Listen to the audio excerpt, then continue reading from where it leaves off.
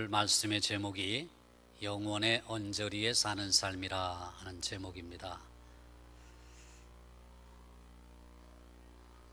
돈이라고 하는 것은 우리 인생에 없어서는 안 되는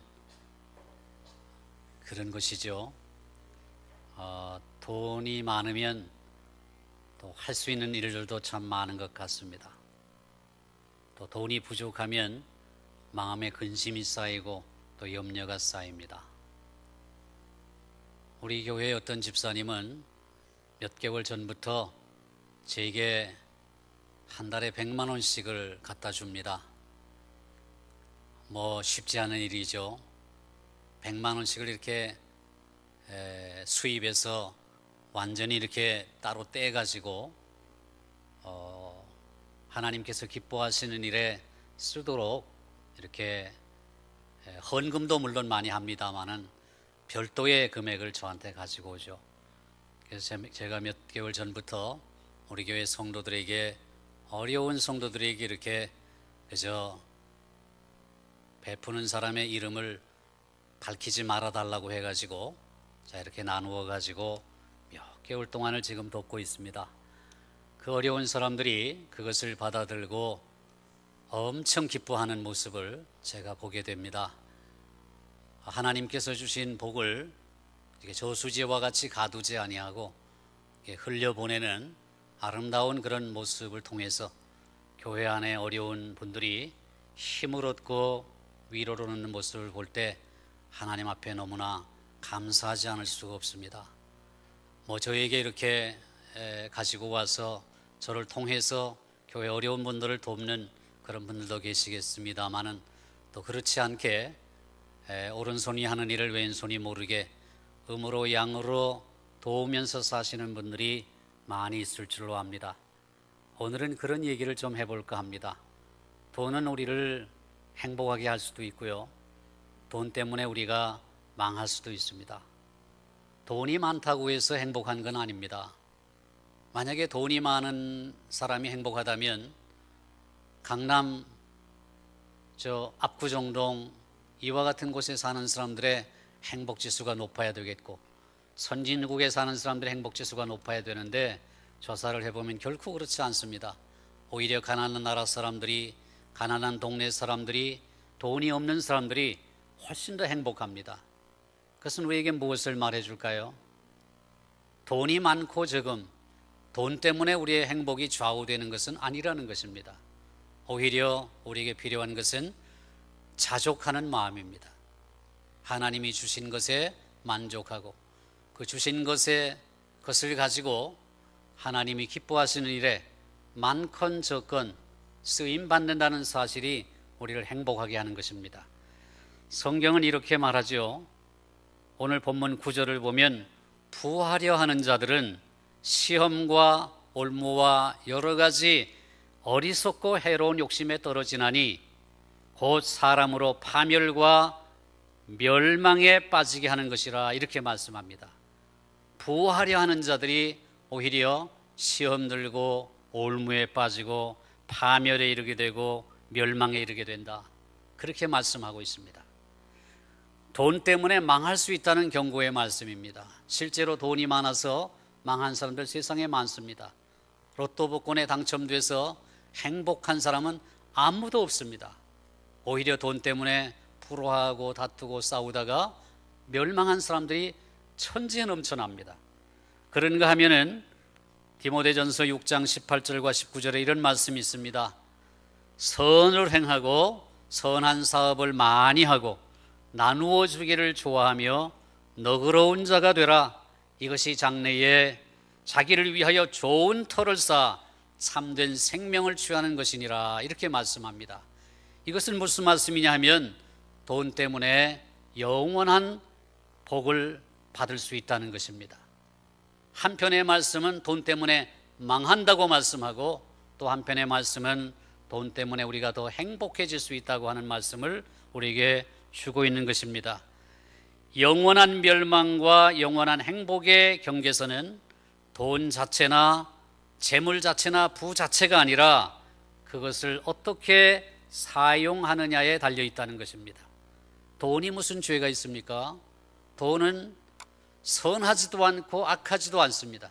그런 것을 가리켜서 우리는 가치 중립적이라고 얘기하죠.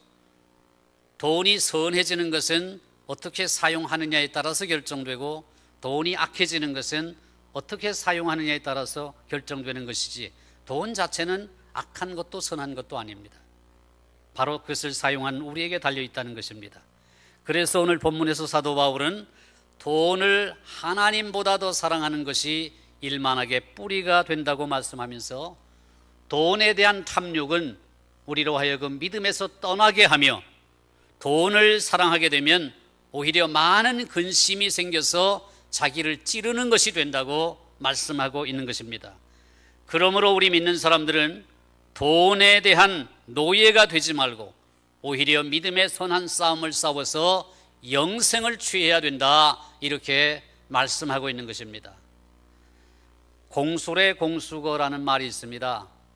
불교에서 나온 용어라고 알고 있습니다만 사실 성경의 말씀이기도 합니다. 빈손으로 왔다가 빈손으로 간다는 말씀입니다. 제가 그 유래를 찾아보니까 나옹이라고 하는 사람이 있었는데, 그 사람의 누이가 동생인 나옹에게 읊었다는 부운, 뜰부자에 구름운자, 뜬 구름이라고 하는 선시에 나온 말이라고 합니다. 인생의 무상함을 노래한 것입니다. 나옹의 누이는 인간의 태어남과 죽음, 그리고 인생의 전모를 한 조각의 뜬 구름에 비유한 것입니다. 일편부운, 한 조각의 뜬 구름이라고 하는 말이죠. 한 조각의 뜬 구름이 공중에 일어났다가 사라지는 이치처럼 우리 인생도 일편부운처럼 덧없다고 하는 것을 공술의 공수거라고 표현했던 것입니다. 불교에서는 이 말을 그저 인생의 덧없음을 표현한 말로 사용하지만은, 우리 기독교에서는 사도 바울이 이 말을 사용하면서 우리에게 있는 재물을 덧없는 인생의 행복만을 위해서 사용하지 말고 영원히 가치 있는 일을 위해서 사용해야 된다고 말씀한 것입니다. 우리 모두가 빈손으로 왔습니다. 그리고 빈손으로 돌아갈 것입니다. 이것은 만고불변의 진리입니다. 그래서 수위에는 주머니가 없다고 하지 않습니까? 죽을 때는 아무것도 가지고 가지 못하기 때문이라고 합니다. 프랑스의 루브르 박물관에 가면 레오나르도 다빈치의 모나리자라고 하는 그림이 걸려 있습니다. 레오나르도 다빈치가 피렌체의 부유한 비단 장수인 조콘도의 아내의 초상화를 그린 것으로, 그 크기가 가로가 53cm, 세로가 77cm 정도 되는 비교적 작은 그림입니다. 모나라는 말은 이태리 말로 결혼한 여인이라 해서 부인이라는 뜻이고요. 리자라는 것은 이름입니다. 그 초상화의 주인공의 이름이죠. 그래서 모나리자는 리자 부인이란 뜻입니다. 이 초상화를 보면은 리자 부인의 눈썹이 없는데, 그 이유는 당시에 넓은 이마가 미인의 상징으로 여겨져서 많은 여성들이 눈썹을 뽑는 것이 유행했다고 합니다. 그래서 아마도 그 주인공인 리자 부인도 그 당시에 미인이 되고 싶었던지 눈썹을 뽑았던 것 같습니다. 수줍은 듯 살며시 입에 머금은 모나리자의 미소는 세상에서 가장 유명한 미소가 되었습니다. 이 작품은 1502년에 그리기 시작하여 미완성으로 남겨두었다가 4년 뒤에 다시 그려서 완성을 시켰다고 합니다. 그러니까 최소한 4년 이상 걸려서 완성된 명작 중에 명작입니다. 모나리자 작품을 제가 가까이 가서 보았습니다. 그 작품은 특수한 방탄 유리 안에 보관되어 있어서 감상하는 데에도 제약이 뒤따르는 루브르 박물관 최고의 인기 작품입니다. 사람이 가장 많이 모여 있는 곳에 가면 그곳에 바로 루브르 박물관에 그 모나리자가 걸려 있는 곳입니다. 그런데 어떤 사람이 와가지고 방탄 유리를 깨고 그 박물관에 들어와서 모나리자 작품을 가슴에 안고 이것이 내 것이라고 우긴다면 그 사람은 당장에 체포될 것입니다. 박물관에는 우리가 빈손으로 들어갔다가 빈손으로 나가야 되는 것입니다. 그것은 인생과 같은 이치입니다. 무언가 박물관에 전시되어 있는 것을 가지고 나간다면 미치광이 취급을 받거나 절도범 취급으로 아마 체포되고 말 것입니다. 그것이 바로 인생입니다. 사도 바울이 우리가 세상에 아무것도 가지고 온 것이 없음에 또한 아무것도 가지고 가지 못한다고 한 말이 바로 그런 상황을 두고 한 말일 것입니다. 저는 설교를 준비하면서 1983년에 있었던 비극적인 한 사건이 생각났습니다. 1983년 9월 1일 미국의 뉴욕 존 F 케네디 국제공항을 출발해서 알래스카의 앵커리지를 경유해서 당시 김포국제공항으로 오던 대한항공 소속 007편 여객기가 비행 도중에 소련 상공에서 소련 공군 수호위 15기의 공격을 받아 사할린 서쪽에 추락하여 탑승자 전원이 사망한 칼기 격추 사건입니다.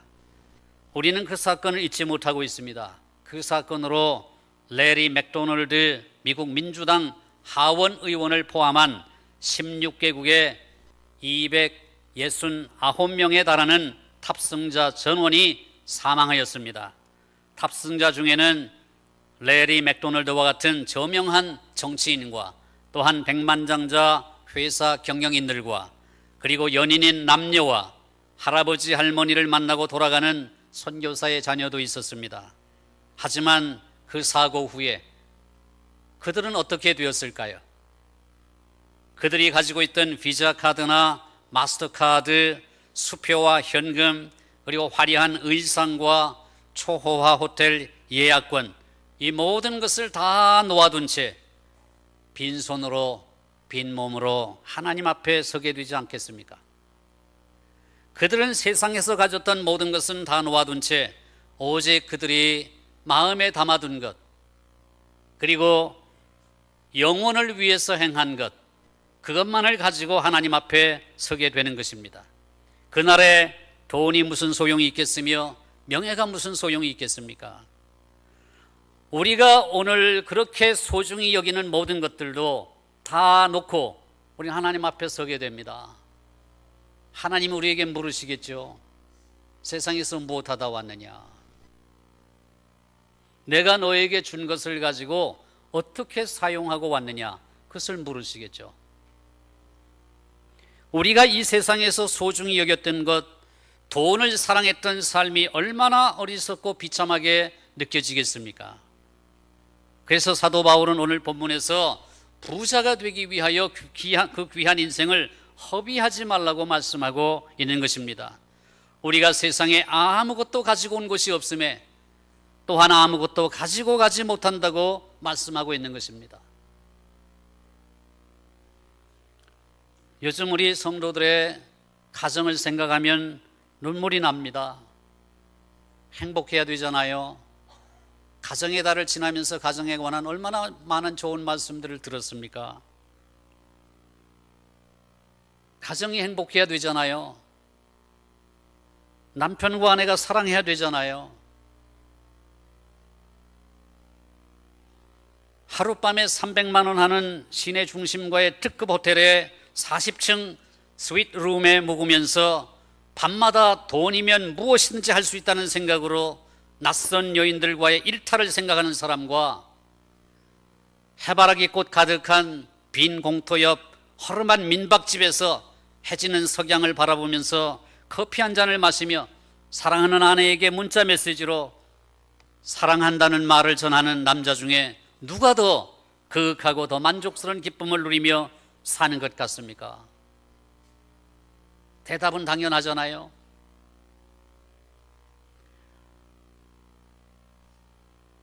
돈이 인생을 망칩니다. 돈이 가정을 망쳐요. 돈보다 소중한 것은 사랑입니다. 남편과 아내 사이를 갈라놓아서는 안 되는 거죠. 돈 번다는 명목으로. 더 소중한 것이 무엇인가를 깊이 생각해야 됩니다. 돈 버는 것이 중요한 것이 아닙니다. 돈 때문에 남편과 아내 사이가 멀어진다면 돈을 포기해야 되는 거죠.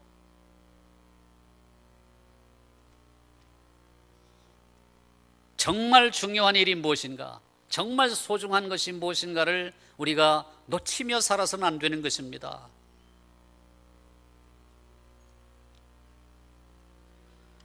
(2002년에) 작성된 세계 선교에 관한 연간 통계표를 보니까 세계는 아직도 한 번도 복음을 듣지 못한 사람들의 숫자가 16억 4,500만 명이 넘는다는 통계를 보았습니다. 이것은 전 세계 인구의 26.5%에 해당됩니다. 전 세계 인구의 30% 가까운 이 사람들이 복음을 증거하는 교회가 없는 사람들 속에서 살고 있습니다. 15년 전의 통계이지만 지금도 크게 다르지 않을 것입니다. 이 수치에는 복음이 증거된 사람들과 함께 사는 불신자들은 포함되어 있지 않습니다. 무슨 말이냐 하면 그야말로 복음이 전혀 미치지 못하는 지역에 살고 있는 미전도 종족의 수치라는 것입니다. 이들에게는 복음이 필요합니다. 이들에게는 복음을 전할 선교사가 필요합니다. 그리고 그 일에는 돈이 필요합니다. 1999년 통계로 일반적인 개신교인들, 우리와 같은 사람들입니다. 자기 수입의 2.6%를 교회에 헌금하였다는 통계가 나와 있습니다. 11조 생활을 안 한다는 거죠. 평균을 내보니까 우리 개신교도들은 수입의 2.6%를 하나님 앞에 바친다, 이렇게 되어 있습니다. 11조를 하는 교인들의 숫자가 생각보다 많지는 않습니다.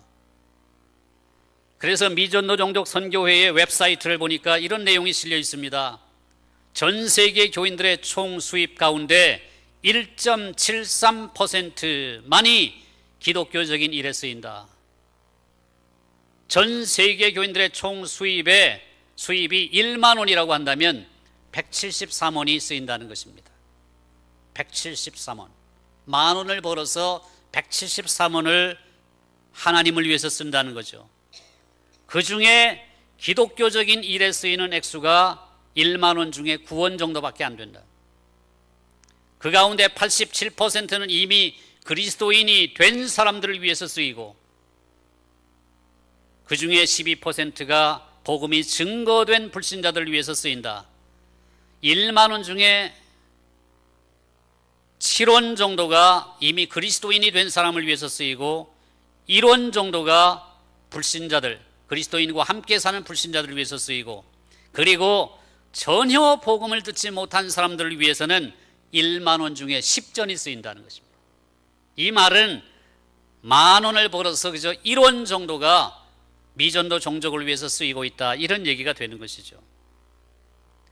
우리는 지금의 우리의 이런 세계적인 상황이 영적 전쟁의 상황임을 항상 명심해야 됩니다.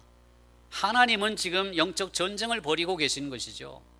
그 영적 전쟁의 전선에 교회를 세우시고 우리 믿는 사람들을 세워놓으신 것입니다.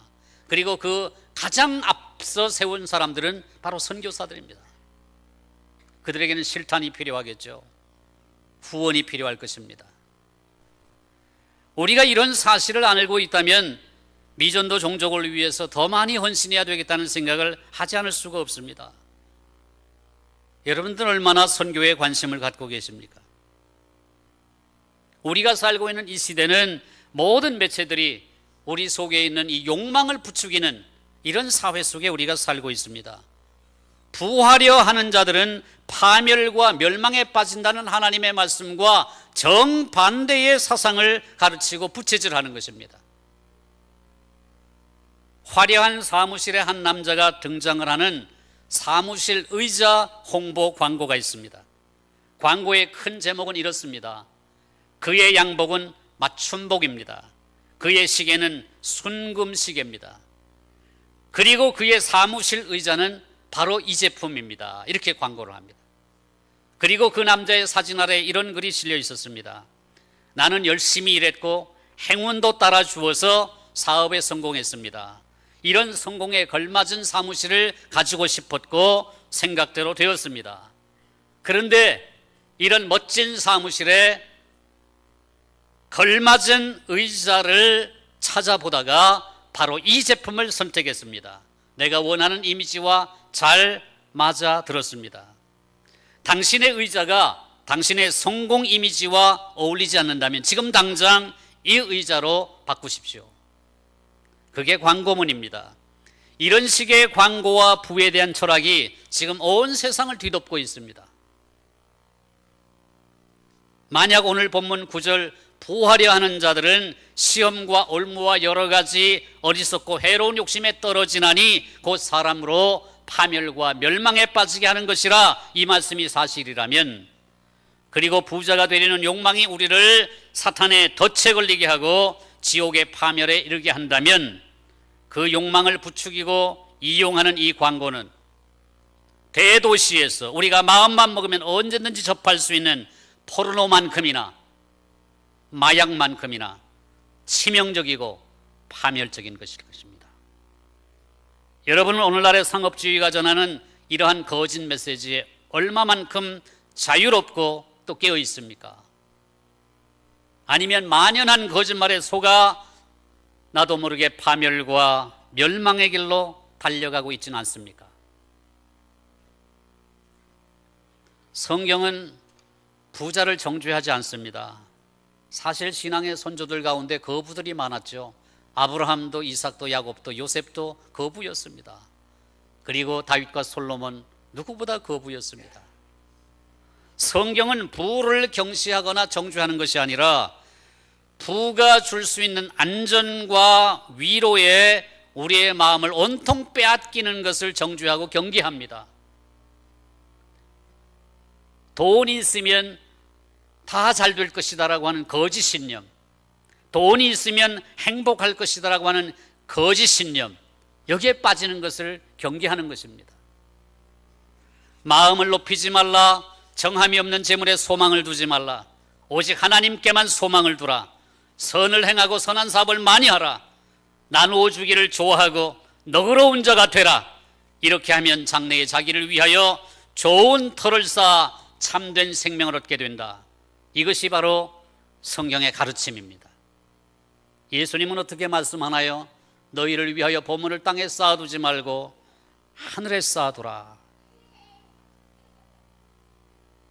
예수님께서는 보물을 땅에 쌓아두지 말고 하늘에 쌓아두라고 말씀하시면서 그 비결을 말씀해 주셨습니다. 바로 누가복음 12장에 나오는 말씀인데요, 이런 말씀을 기억하실 것입니다. 너희 소유를 팔아 구제하여 낡아지지 않는 배낭을 만들어라.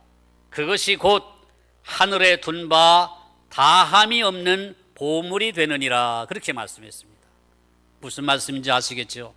하늘에 보물을 쌓아두는 비결은 여기 이 땅에서 그리스도의 이름으로 자비를 베푸는 일에 땅의 재물을 사용하는 것입니다. 그것이 바로 하늘에 보물을 쌓아두는 비결이라는 것입니다. 예수님은 또 한 가지 비유의 말씀을 통해서 하늘에 이 보물을 쌓아두는 비결을 말씀해 주셨습니다. 누가복음 14장에 나오는 말씀입니다.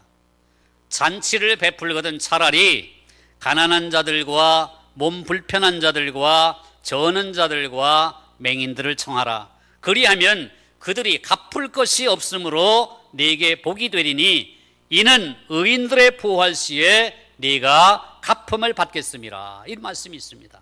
무슨 말씀인가요?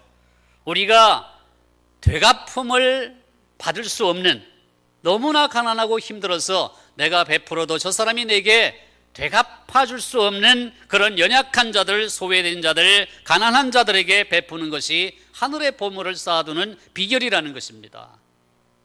우리가 이 말씀을 합해보면 이런 것이죠. 하늘의 보물을 쌓아두는 비결은 이 땅에서 하나님이 주신 그 은혜를 우리가 통로가 돼서 흘려보내되 특별히 가난한 자들을 돕는 것입니다. 연약한 자들을 돕는 것입니다. 장애인들을 돕는 것입니다. 이것이 바로 다함이 없는 보물을 하늘에 쌓아두는 비결이라고 말씀하고 있는 것입니다. 지금은 영적 전쟁 상황이라고 말씀드렸습니다. 왜냐하면 요즘 동성애 이런 합법화 문제로 정말 세상이 지금 아주 시끄럽고 혼란한 가운데 있습니다. 지금 전국 교수연합회에서는 믿는 기독 교수들이 지금 서명을 받고 있습니다. 헌법을 개정하려고 하는데 개정안 중에 이 동성애를 합법화하는 내용이 들어간다는 거예요. 그 낌새를 눈치채고 지금 전국의 기독교 교수들이 서명을 받고 있습니다. 저도 바로 서명을 바로 했습니다. 동성애가 합법화된다, 헌법에 규정이 된다 그러면은 제가 이렇게 말하는 것도 죄가 되는 거죠. 그래서 저도 쇠고랑을 차고 감옥에 갇힐지도 모르는 일입니다. 세상이 이렇게 됐어요. 소돔과 고모라 그 정도가 아닙니다. 지금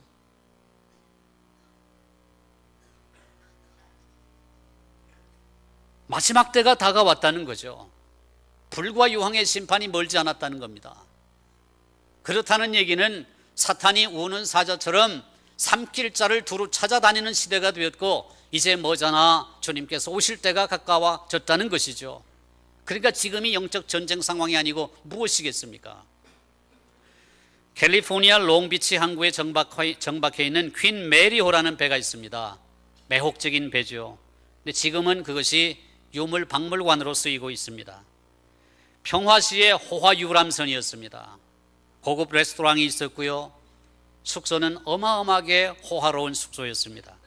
그런데 제2차 세계대전 중에 이제 군 수송선으로 징발이 되었습니다. 그래서 2차 대전 중에는 그것이 전시에 사용이 된 것입니다. 그래서 호화 유람선으로 쓰였고 한때는 전시에 쓰였던 이 배를 캘리포니아 롱비치 항구에 정박해 두면서 박물관으로 만들었는데요. 그 전시의 생활 양식과 평화시의 호화 유람선으로 쓰였던 생활 양식 간의 대조적인 모습을 기획하는 사람이 그 박물관 통해서 보여주고 있습니다. 한켠에는 호화 유람선으로 쓰였던 그 당시에 아주 호화로운 레스토랑의 모습을 그대로 재현해 놓았고 그들이 사용하는 숙소를 굉장히 호화로운 것으로 만들어 놓았습니다. 그리고 반대편에는 전시에 쓰였던 식당의 모습과 그 숙소의 모습을 그대로 재현해 놓았습니다. 사람들이 그곳을 방문하면 두 가지 모습을 보게 되는 거죠. 한켠에는 호화 유람선, 한켠에는 전시에 사용된 군수송선. 이쪽을 가게 되면은 호화로운 레스토랑이 얼마나 호화롭습니까? 아름다운 장식에 그들이 사용했던 번쩍거리는 금도금, 은도금의 그 실버웨어 제품들, 수저, 포크, 그들이 사용한 호화로운 접시들, 그 모든 용기들 얼마나 아름다운 곳인지 모릅니다. 호화로운 스위트룸에는 얼마나 멋진 그 장식이 있는지요. 사람들이 하룻밤 묵고 싶어하는 충동이 일으켜질 정도입니다. 반대편에 가면은 군 수송선을 쓰였을 당시에 식탁 위에 놓여 있는 것은 식판 하나뿐입니다. 식판 하나뿐이에요. 이쪽의 식당에서 15개의 접시가 사용되는 것이 식판 하나면 족한 것입니다. 저것이 무슨 소용이 있습니까? 식판 하나에 다 담아서 먹으면 되는 것을 말이죠. 호화로운 포크와 스푼이 무슨 필요가 있습니까? 그저 우리가 일상적으로 쓰는 포크와 스푼만 있으면 되는 것입니다. 호화 유람선일 때는 그 배 전체에 3,000개의 룸이 있었다고 합니다. 축구장 3개 크기니까 그 정도 되겠죠. 그런데 군 수송선으로 쓰였을 때는 15,000개의 침실을 만들었다고 합니다. 물론 침대의 숫자입니다. 방의 숫자가 아니라. 그러니까 3,000개의 그 침대가 15,000개까지 늘어났으니까 얼마나 빠듯빠듯하게 좁게 살았겠습니까? 이 두 가지 생활 양식을 그대로 보여주는 그 배가 바로 캘리포니아 롱비치에 정박해 있는 퀸 메리호라고 합니다. 우리는 그 배를 통해서 이런 생각을 하게 됩니다. 평화시의 호화 유람선이 전시의 국가 비상사태의 군수송선이 되었습니다. 그 변화 과정은 바로 국가의 존폐가 달려있는 중차대한 문제였습니다. 그렇다면 오늘날 땅끝까지 이르러 내 증인이 되리라 라고 말씀하신 하나님의 명령의 본질은 수십억 명의 생명이 그 명령의 성취에 달려있다는 데 있는 것입니다. 오늘 우리 시대가 전시 상태, 영적인 전쟁 상태임을 인식하고 살아가는 그리스도인들이 과연 몇 명이나 될까요? 오늘날 저개발 국가들은 영양결핍, 결핵, 폐렴, 기생충, 장티푸스, 콜레라, 디프테리아, 발진티푸스 이런 질병에 시달리고 살아가고 있습니다. 하지만 부유한 우리 대한민국은 비만, 동맥경화, 간경화, 약물 중독, 알코올 중독, 이혼, 아동학대, 자살, 살인, 이런 새로운 질병들을 만들어냈지 않습니까? 새로운 기계의 발명은 노동력을 빼앗아감으로 인간 소외를 가져왔습니다. 결과적으로 우리 시대의 이혼법정과 감옥과 정신병원은 사람들로 북적이는 그런 곳이 되고 말았습니다. 우리 자신을 구원하면서 우리는 우리 자신을 사실상 거의 잃어버린 것입니다. 오늘날 복음주의 교회의 선교를 위한 구원은 대부분 이런 것입니다.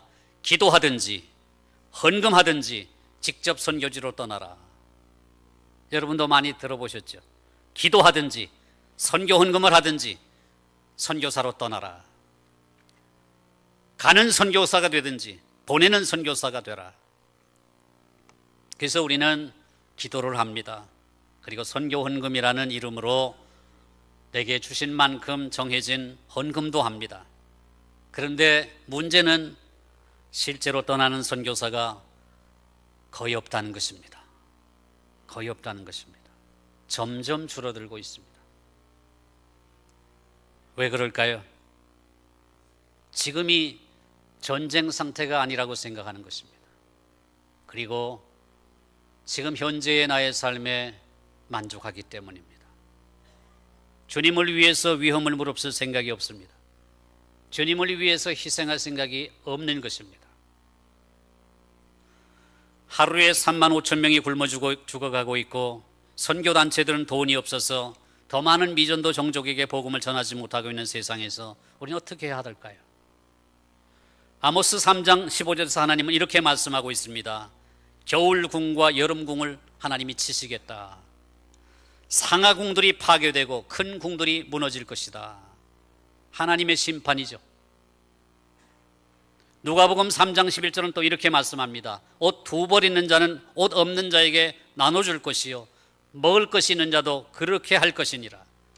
하나님은 이처럼 재물을 이 땅에 쌓아두지 말고 더 많이 베풀고 더 많이 나누고 선한 사업을 위해서 사용하라고 말씀합니다. 부자는 그렇게 함으로 더 행복해집니다. 틀림없습니다.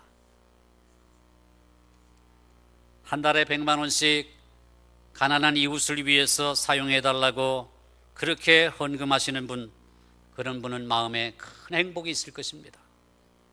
하나님이 주시는 평안이 있고요, 기쁨이 있을 것입니다. 왜냐하면 그것이 궁극적으로 하늘의 보화를 쌓아 영원한 행복을 누리게 되는 것입니다. 우리가 살고 있는 이 시대가 전시 상황이라고 생각한다면 어떻게 살아야 될 것인가에 대한 분명한 해답을 얻게 됩니다. 문제는 돈 자체가 아닙니다. 부유한 것이 문제가 아닙니다. 큰 사업과 높은 연봉이 문제가 아닙니다. 문제는 무엇이냐면 연봉이 1억이면 1억짜리 생활 양식을 따라야 하고 연봉이 10억이면 10억짜리 생활 양식을 따라야 한다고 생각하도록 하는 것이 문제인 것입니다. 하나님께서는 우리에게 재물을 주실 때에 물론 우리에게 기쁨을 주시기 위해서 주십니다마는 무엇보다도 하나님의 은혜와 축복의 통로가 되기를 원하시는 것입니다. 부자는 더 큰 통로로 만든 것입니다. 통로를 크게 만든 것입니다. 여기서 많은 것을 흘려보내라 이렇게 해서 많은 것을 주신 것입니다. 가난한 자들은 통로를 좁게 만드십니다.